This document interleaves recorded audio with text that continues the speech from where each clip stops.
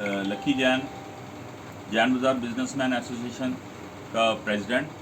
मेरे साथ हमारे वार्ड के 2 नंबर वार्ड के काउंसलर श्री जगदीश शर्मा जी, हमारे अपर बाज़ार के प्रेसिडेंट श्री कुलभूषण आनंद जी, मेरे सेक्रेटरी साहब रॉबिन जैन जी, उनके सेक्रेटरी साहब आशीष जी, और लोअर बिजनेसमैन एसोसिएशन के हमारे प्रधान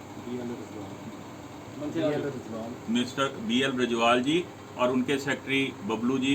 ये सब आज हम आपका पहले तो सभी न्यूज़ चैनल्स का और आप सब का धन्यवाद करेंगे कि आपने अपना टाइम निकाल के हमारी समस्या को गवर्नमेंट की कानों तक पहुंचाने के लिए अपना टाइम निकाला।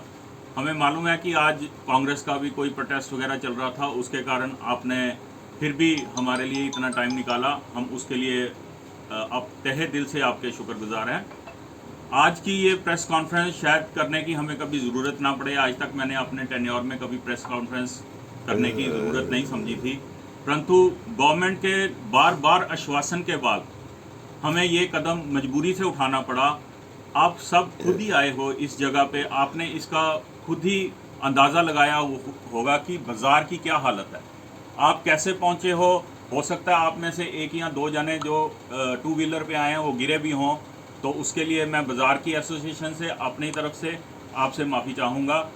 जो भी बाज़ार में आएगा, मैं गवर्नमेंट को एक बार बोलूँगा अपने नुमाइंदों को भेज के आप देखिए कि आप कैसे यहाँ ट्रैवल कर सकते हैं। हम तो बिज़नेस कर रहे हैं इतनी देर से। 4 से 5 बार आपके डिपार्टमेंट्स के लोग आके हमारे साथ कमिट करके गए हैं कि हम इसको स्क्रैप करके इसका लेवल नीचे करके उसके बाद इसकी ब्लैक टॉपिंग करेंगे, परंतु 2 साल में मुझे बहुत दुख के साथ ये कहना पड़ रहा है कि गवर्नमेंट एक तरफ से तो इसको स्मार्ट सिटी बनाने की और तुरी हुई है, और आप आके इसकी अगर बाज़ार की फ़ोटोग्राफ्स अगर आप डालेंगे तो आपको पता चलेगा कि ये जो हमारा सबसे पुराना बाज़ार एक हेरिटेज बाज़ार है, जो कि महाराजा की सवारी जहाँ से निकलती थी और सभी लोग इस बाज़ार से होके चलते थे। जिस बाज़ार में दुकानदारों ने अपनी जगह दी हुई है सिर्फ बाज़ार को चौड़ा करने के लिए। हमारे बुज़ुर्गों ने अपनी दुकानें दी थी गवर्नमेंट को कि आप कोई बात नहीं, हमारी स्पेस ले लीजिए, बाज़ार को चौड़ा कीजिए। उस बाज़ार की आप हालत देखेंगे तो शायद कोई बुज़ुर्ग अगर होगा तो उसको रोना आ जाएगा। और मैं तो ये कहूँगा कि ऐसे तो बीजेपी ईस्ट जो है वो एक तरह से इनका गढ़ था हमारा। कहीं से भी बीजेपी ना जीते, जम्मू ईस्ट से हमेशा जीतती थी। और मैं कहूँगा कि आप आज आके देखिए कि क्या हालत है। कोई नेता नहीं आने के लिए तैयार है, कोई कुछ नहीं है। और जो सी आपकी नालियों की हमारी ड्रेनेज, मेरा ख्याल मैंने अपने होश में ये ड्रेनेज पड़ते नहीं देखी है। आज मेरी उम्र भी 50+ है, परंतु मेरे हिसाब से 90 के बाद यहाँ ड्रेनेज नहीं पड़ी है। वो आप लगा लीजिए कि इतनी पुरानी ड्रेनेज के साथ हम गुजारा कर रहे हैं। ना इन्होंने ड्रेनेज को चौड़ा किया है, ना इन्होंने हमारे बाज़ार की स्क्रैपिंग करके उसको नीचे किया है। जब भी ये होता है ब्लैक टॉपिंग करते हैं, ऊपर करते हैं। आज हालात ये है कि बारिश का पानी और सारा नालियों का पानी बाहर आके हमारी दुकानों के अंदर चले जाता है जैसे ही बारिश होती है। ये सिर्फ एक मेरी प्रॉब्लम नहीं है या मेरी दुकान की प्रॉब्लम नहीं, ये एक बाज़ार की प्रॉब्लम है। और हम बाज़ार के नुमाइंदे होते हुए हमें ये हमारा कर्तव्य बनता है कि हम गवर्नमेंट तक इसकी आवाज़ पहुँचाएँ, जो कि हम कई बारी कर चुके हैं। हमारे काउंसलर जगदीश जी के साथ ये हमारे साथ कई बारी गए हैं, डिपकॉम जी को मिलने, JMC में मैडम को मिलने गए हैं हम कई बार।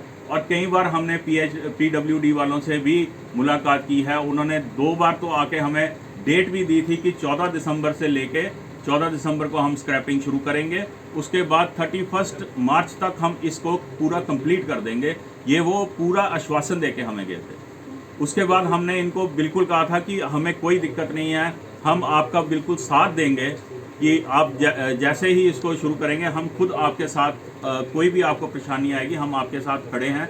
कोई भी आपको चीज़ की ज़रूरत होगी हम आपको हेल्प करेंगे। परंतु बड़े अफसोस के साथ कहना पड़ रहा है कि आज उसके बाद ये पता चलता है जी वो वाला जिस ऑफिसर ने किया था वो ट्रांसफ़र हो गया, जिसने ये रैकी की है वो ट्रांसफ़र हो गया। अब इस हिसाब से हम तो मेरा ख्याल और 5 साल ऐसे ही वेट करते रहेंगे।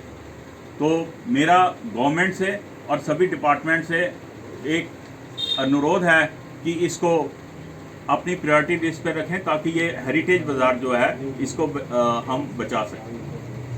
Thank you. रखा था पहले, ये यूडी में रखा था, यूडी से ट्रांसफ़र होके ये जेएमसी में चला गया, और कभी इनकी फाइलें गुम हो जाती हैं, कभी कुछ। अभी पीछे मैडम आई थी 3 महीने पहले, उन्होंने आश्वासन दिया था कि भाई ये शुरू हो जाएगा काम।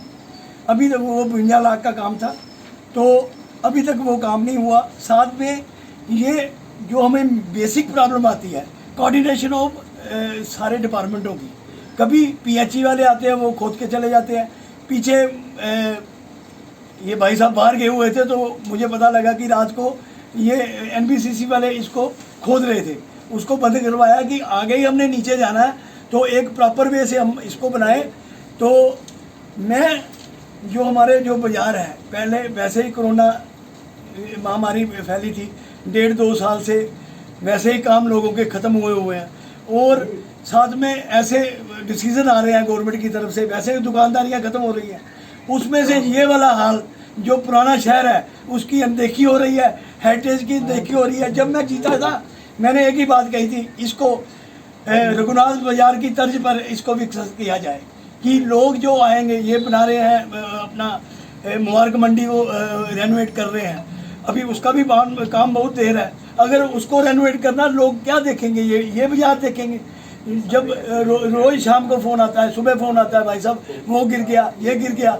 नालियों की जो नालियाँ, अभी बरसात का मौसम था, दुकानदारों के दुकानों के अंदर पानी जा रहा था। ये हेरिटेज का गंद जा रहा है अंदर, ये हेरिटेज का अभी आपके सामने ही है। एक बारिश हुई है तो ये हाल हो गया। ये ऐसे, ये मतलब पुराना प्राचीन स्वर्णकार मतलब बाज़ार है, मतलब ज्वेलर्स बाज़ार है। इसको महाराजा जी अपने बड़ा अच्छे तरीके से रखा था अपने टाइम में। आज इसकी बड़ी बुरी हालत है। मैं अपने एलजी साहब को कहूँगा, ये इसका संज्ञान लें और जल्दी से जल्दी इसका काम कीजिए।